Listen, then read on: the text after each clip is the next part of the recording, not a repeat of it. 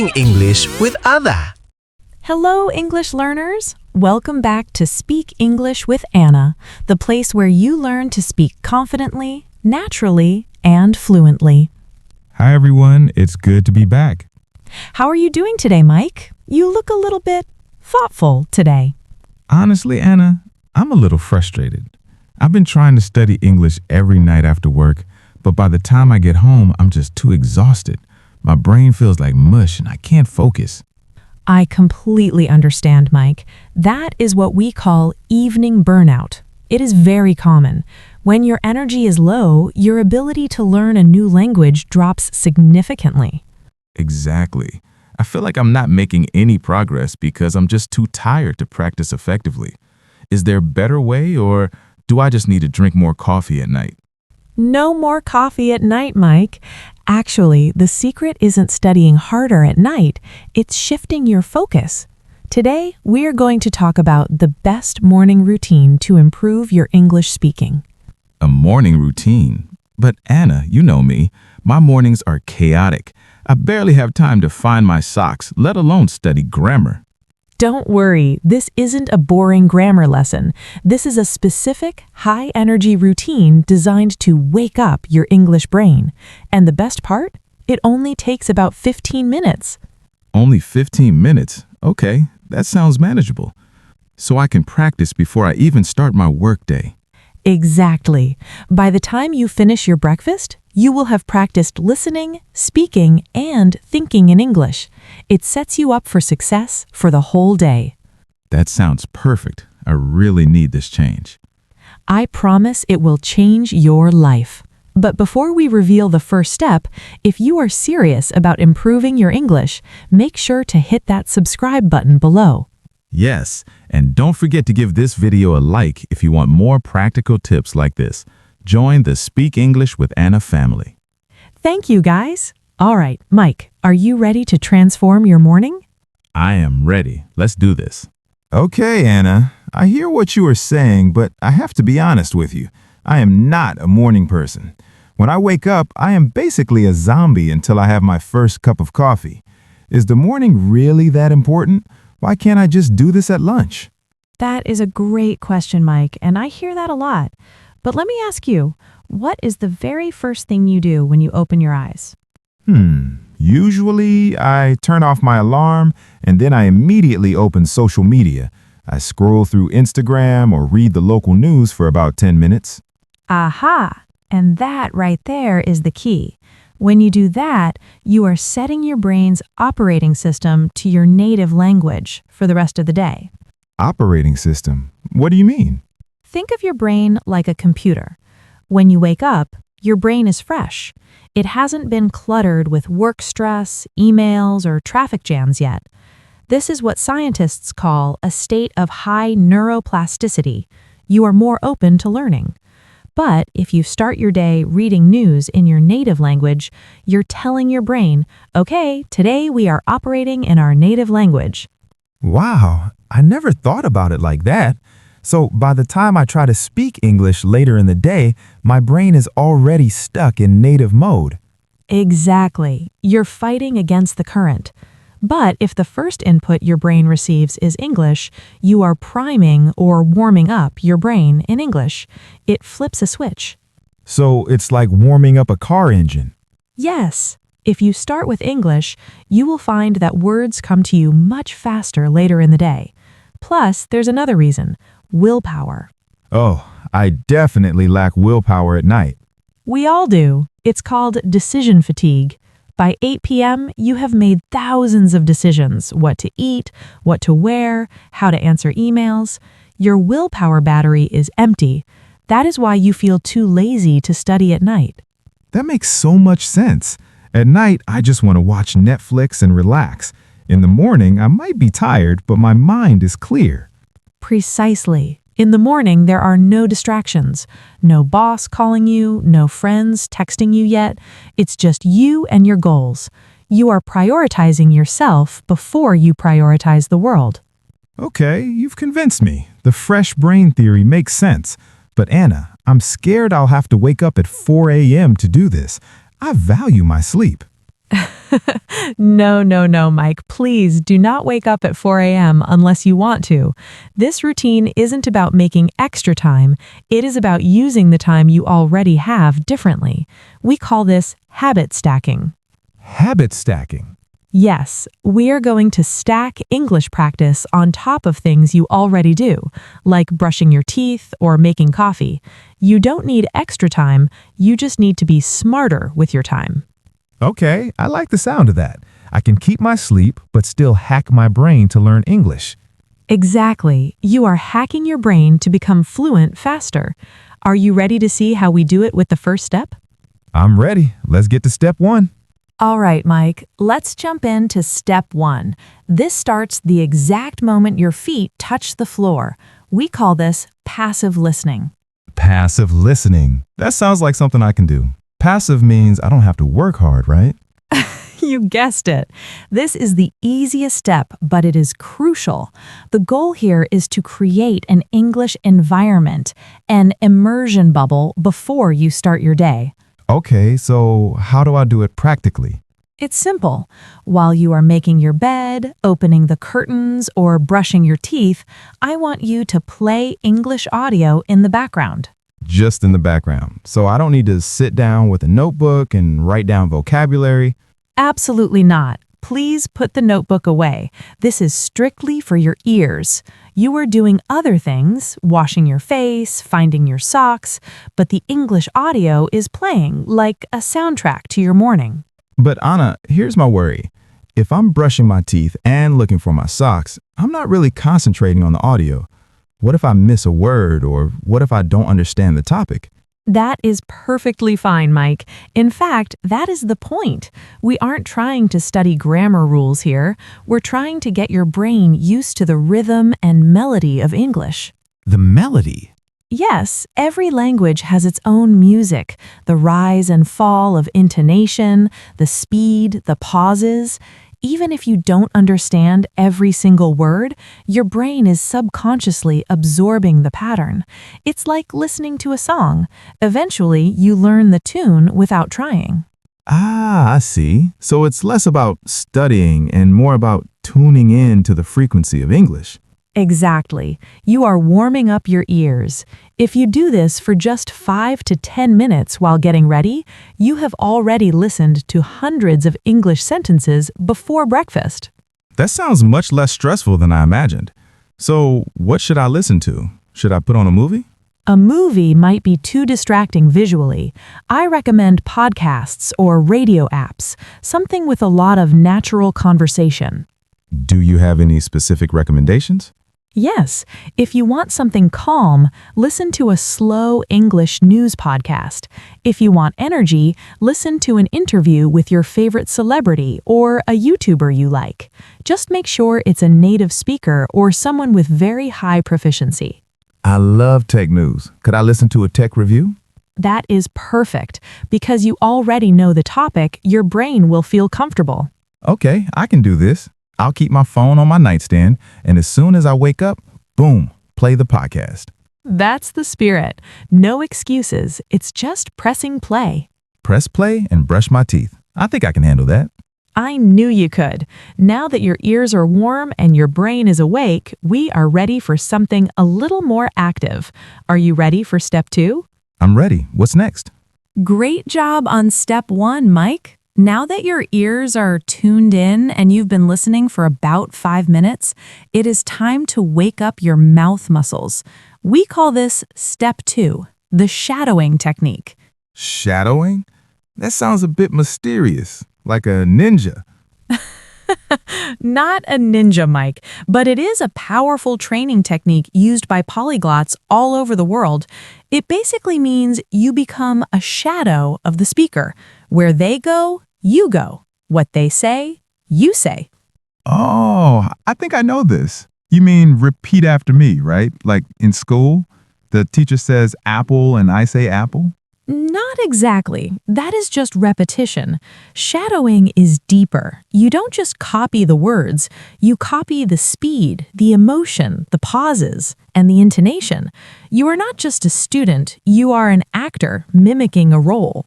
An actor? Okay, it sounds fun, but also a little difficult. How do I do it? Remember that podcast you were listening to in step 1? The tech review? Yes. I want you to pick just one interesting sentence from it. Listen to it, pause the audio, and then try to say it exactly like the speaker did. Okay. Can we try an example right now? You be the podcast. Sure, let's pretend I am the speaker. Listen to how I say this sentence. Honestly, I've never seen a battery last this long. Okay, let me try in a monotone robotic voice. Honestly, I have never seen a battery last this long. Okay, the words were correct, Mike, but the feeling was missing. You sounded like a robot reading a manual. I was focusing on getting the grammar right. Forget the grammar for a second. Listen to my voice again. Hear how I go up on honestly and stress the word long? Try to copy the music of my voice. Honestly, I've never seen a battery last this long. Okay, let me try to be more dramatic. Honestly, I've never seen a battery last this long. Yes, that was perfect. Did you feel the difference? Yeah, actually, I had to move my mouth differently to get that sound out. It felt faster. Exactly. That is the secret. English has a specific physical movement. By shadowing, you're training your mouth muscles, your lips, tongue, and jaw to move in the English way, not your native way. That makes sense. It's like gym class for my mouth. 100%. And the best news? You don't need to do this for an hour. I want you to do this for just 2 minutes. 2 minutes? That's it? That's it. Just pick 3 or 4 sentences while you're making your coffee or putting on your shoes. Listen, pause, shadow. Listen, pause, shadow. I can definitely do that. But what if I look silly talking to myself in the kitchen? Let your family think you're crazy. It means you're working hard. The goal isn't to look cool. The goal is to sound fluent. You're right. Who cares if I look silly if I sound like a native speaker later? That's the attitude. So your ears are awake and your mouth is moving. Now we need to connect all of this to your confidence. Are you ready for step 3? I'm ready. What's step 3? We are making great progress, Mike. Ears checked, mouth muscles checked. Now we move on to step 3. This one is my personal favorite, but I have to warn you, it requires a little bit of bravery. Bravery? You're making me nervous, Anna. Do I have to give a speech to my neighbors? No, nothing that scary. Step 3 is talk to the mirror. The mirror? You mean just stand in the bathroom and look at myself? Yes, look at yourself directly in the eyes and speak English to your reflection.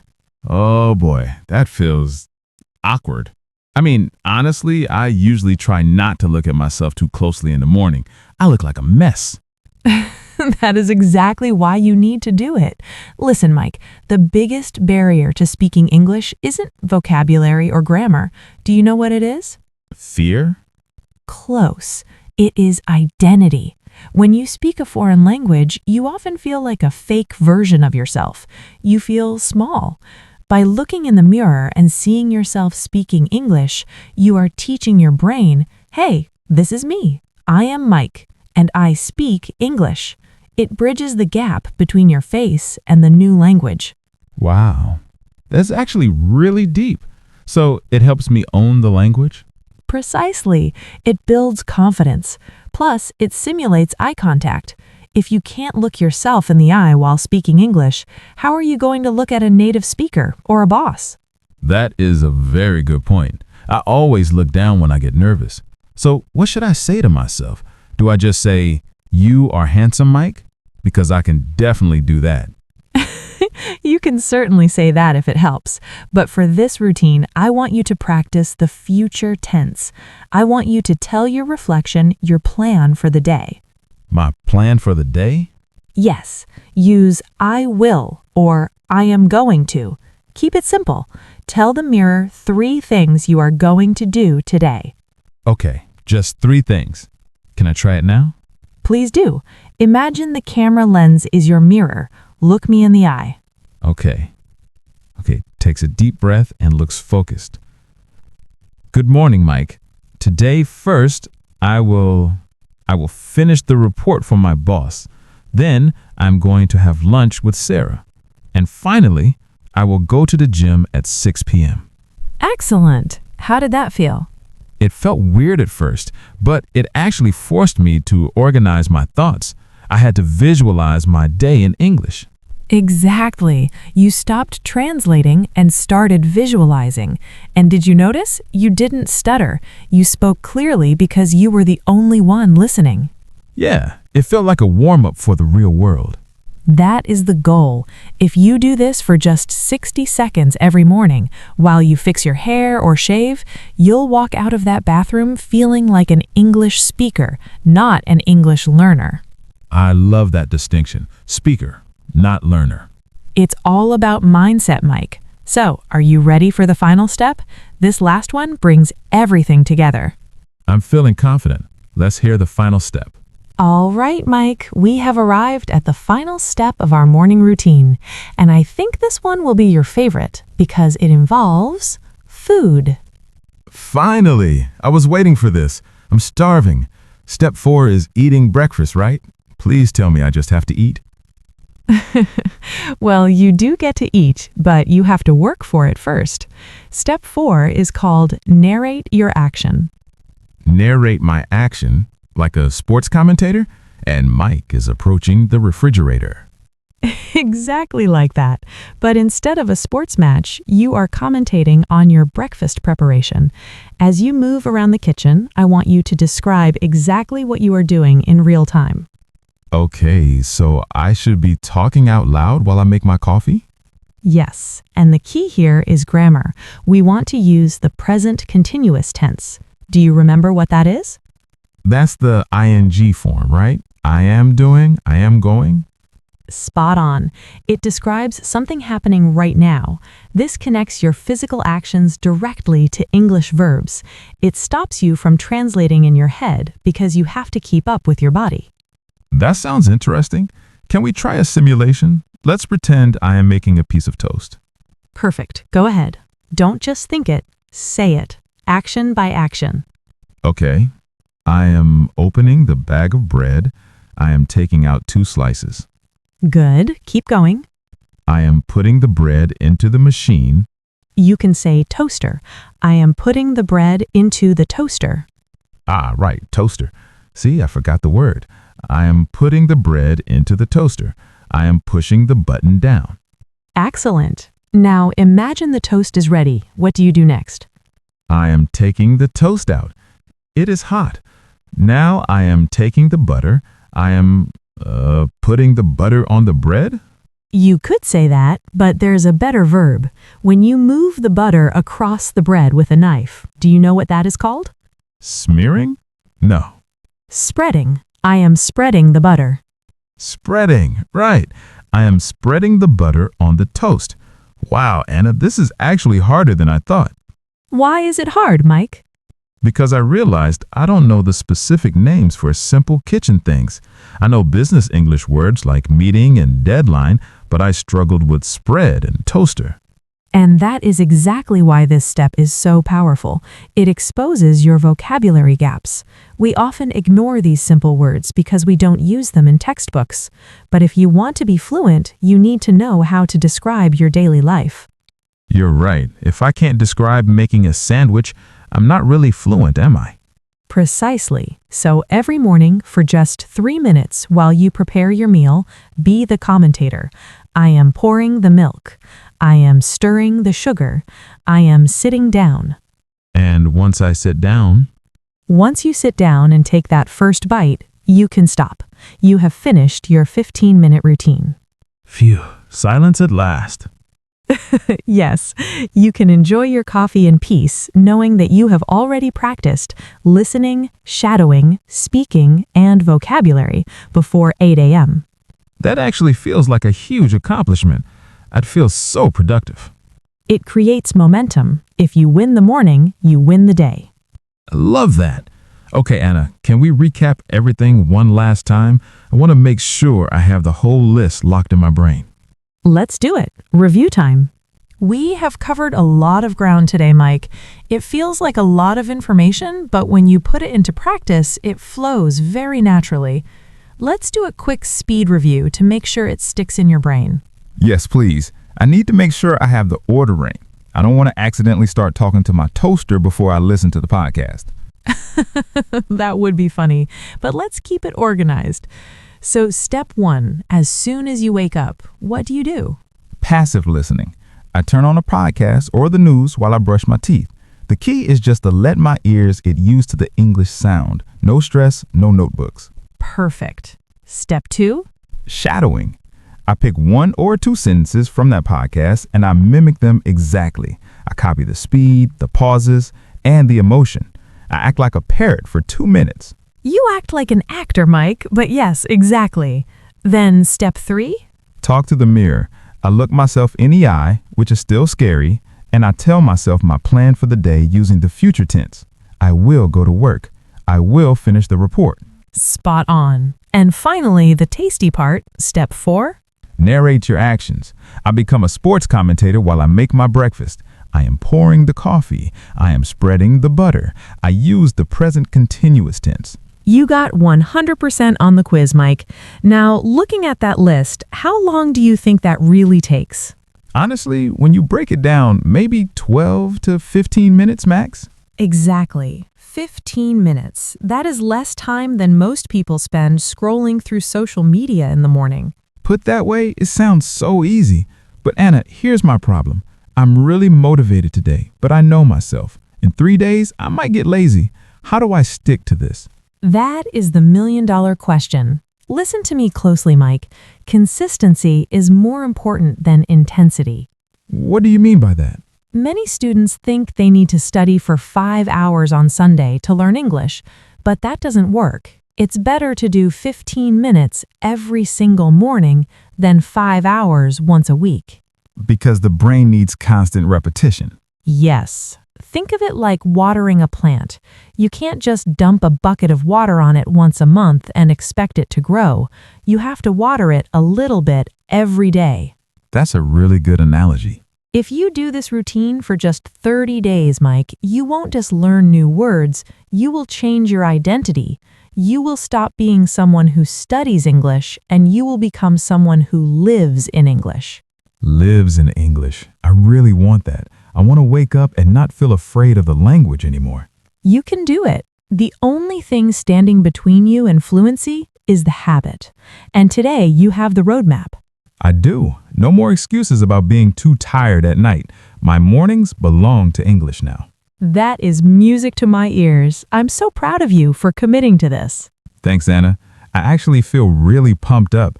I kind of wish it was tomorrow morning already so I could start. That's the best feeling.